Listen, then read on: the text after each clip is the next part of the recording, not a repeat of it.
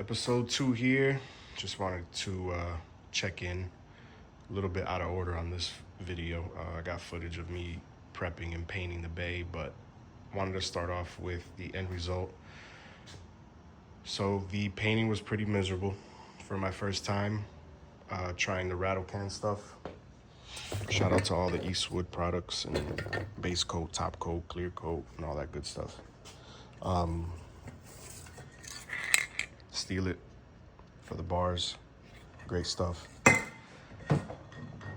Was not fun. Obviously, I knew I wasn't going to get the best end result because I'm not a pro. It's not what I do. First try, I'm happy, especially with a little bit of clear that I see coming through. The taping and the prep wasn't the greatest. The sanding and the flattening of the bay down and all that shaving and stuff wasn't the greatest, but I told myself it just has to be good enough for the swap to go in, and that I did. So definitely happy with that. Finally able to get the swap in, the real swap, the real engine, real gearbox, real everything is going in this time. Was waiting for this mount right here. So the lean mount comes with a aluminum spacer right there, like a loose aluminum spacer. Didn't trust that too much, so I took it over to Lee Fab, and he did his thing. Got me a steel spacer welded on to the back side of the mount. And I came here and threw the swap in immediately. Everything lined up perfectly. You also have to drill the bottom hole, because that one comes blank. This one comes blank, and I think it's for K20 applications, maybe. I don't know. Just trying to avoid any future situations. I don't know. Whenever I find room to improve something, I try to pull the trigger on it before it turns into a problem. But yeah, got that done last night. Brought the mount and immediately put this thing in. Also got some weird footage of that too. Camera was falling all over the place, but yeah, I was pretty anxious and excited to see how things were starting to fit with the new bars and stuff. Headers in there, mocked up for now, has to come back out so I could finish that fender exit. Coil packs, thanks to Motion Raceworks for the mount. Definitely scuffed that up, trying to find the best spot for them. Slid it over, and now I gotta coat that again, but it's okay. But yeah, coil packs will sit right there. I'm thinking about maybe a carbon spark plug cover. I got one on eBay for like 30 bucks, so see how that works out. And yeah, from here on out, it's just literally throwing everything back on. Everything back on. Once the car's back to what it was while it was being fabricated and all that, then I can go ahead and move on to wiring. But yeah, that's the update for now. I'll definitely check back in. By the end of tonight, I'll have most of this stuff back on there, but we'll see what's up.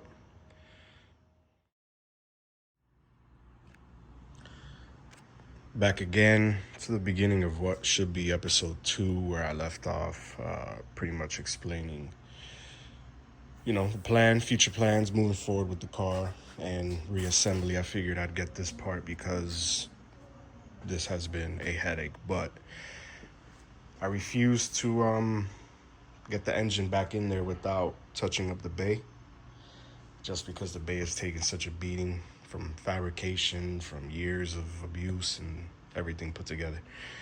So I figured, hey, I might as well try my best to rattle can, prep and rattle can. Not much prepping I did, but for somebody that doesn't know what the hell they're doing, I'm not even mad at it. I should have painted the white before the black. I know that part. So I stopped at the front bars, and then I'll wait. And now I'm gonna do the back bars.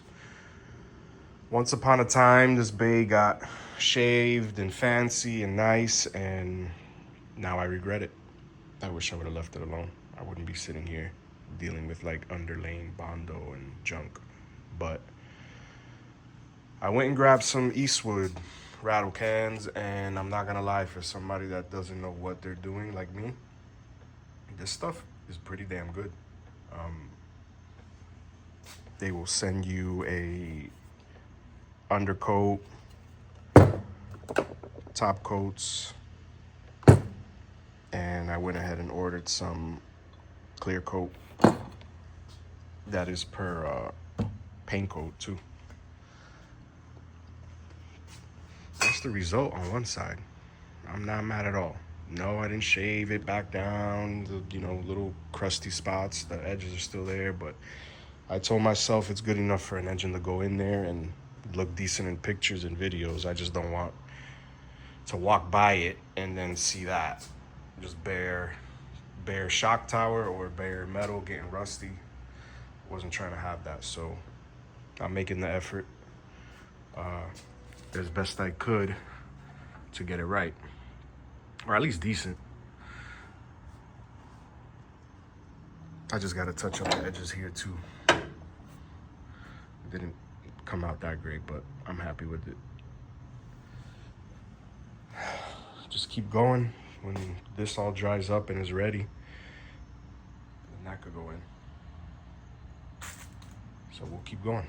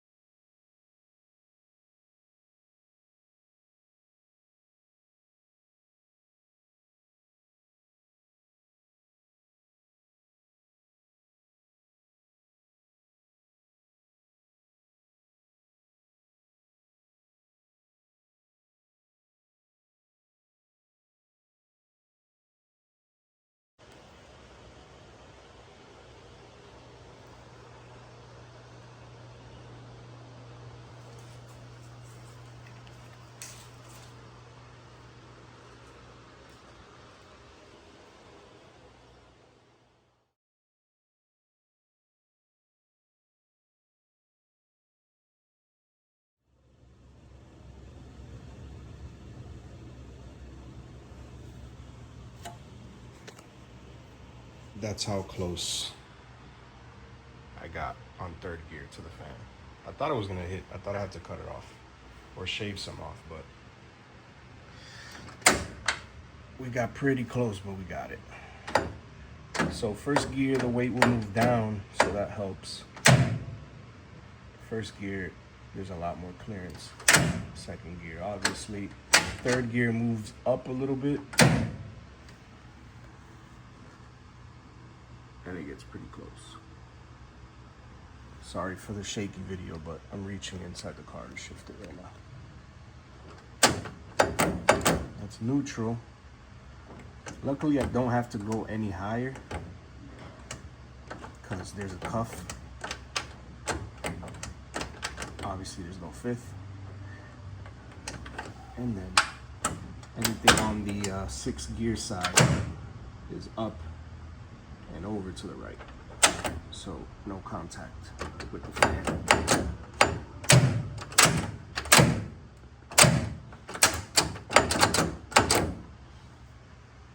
We're good.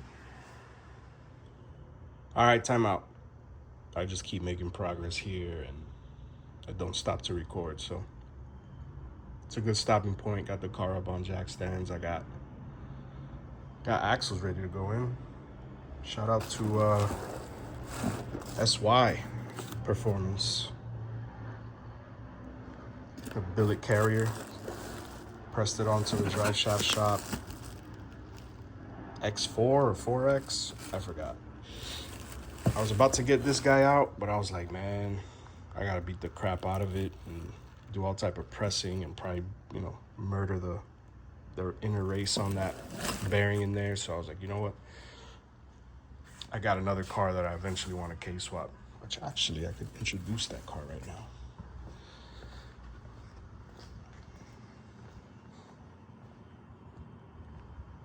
Picked up a mostly original, 99% original, 94 DX Coupe. It's actually presentable now. I found some HX wheels, little OEM lip. It's a wannabe lip, but looks legit. Happy with it. Pretty stock, pretty virgin. I'm happy. Feels like high school again.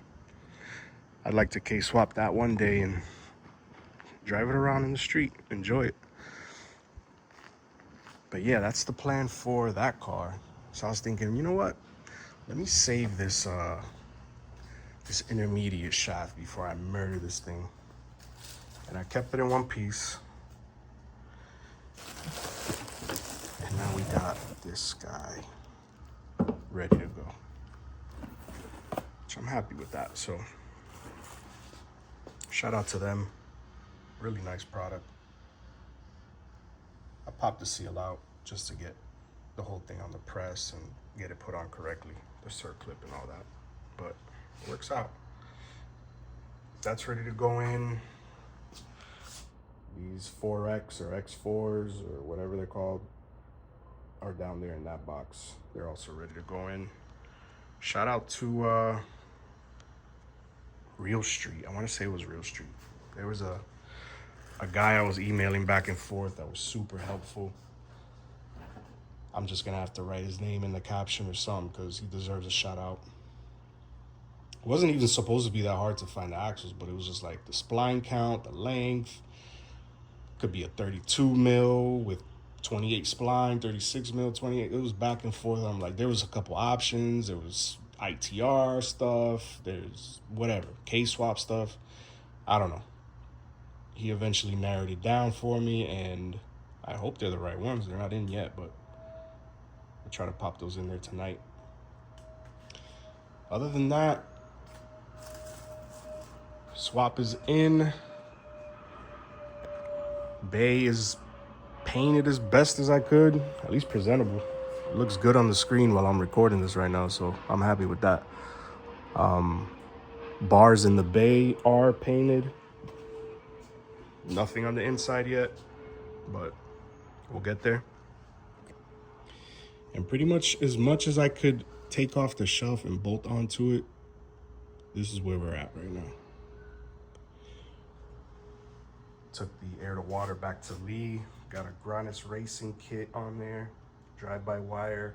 I forgot it was 40 or 44 millimeter. See if we could control boost through the Fuel Tech. If it does what I want it to do, I'll be real happy. Haven't really wrote down the game plan on wiring that thing in yet, but we'll figure it out. Wrapped up the tanks and the air to water. Some expensive insulation that I had to buy, but at least it worked out pretty good. Cut it up, measured, folded it over. Try to make it out of the least amount of pieces possible, and I got away with 2 pieces. The front piece got folded over the edges, and then the back piece is another piece. And then this was the same deal pretty much.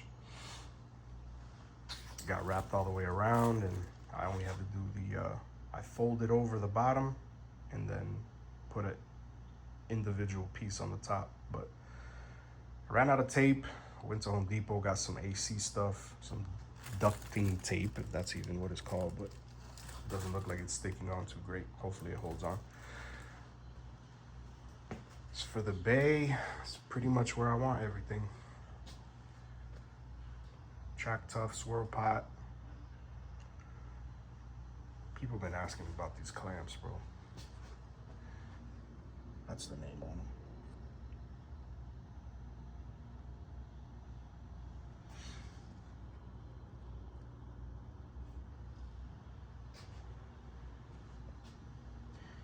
You already saw what happened there with the selector, but it all cleared.